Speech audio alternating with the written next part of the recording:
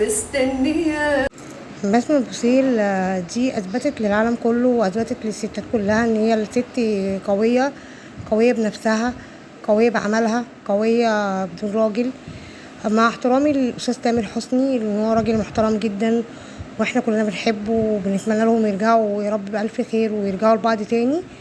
بس هي اثبتت ان هي مش مهتمه، مش زي الستات التانية بتقعد تنقي حظها وتقول مش عارفه ايه وبتسمع كلام الناس. بالعكس، هي كده اثبتت لنفسها وللناس كلها ان هي قويه، ان هي تقدر تعيش من غير راجل، ان هي تقدر تحمي نفسها، تقدر تكبر وترجع تاني وتقدر تقف وما تحطش ودانا لاي حد خالص.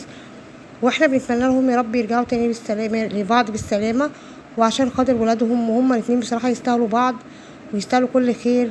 واستاذ تامر حسني مفيش زيه، وهي برضو نفس الكلام، وهما الاتنين لايقين على بعض بصراحه.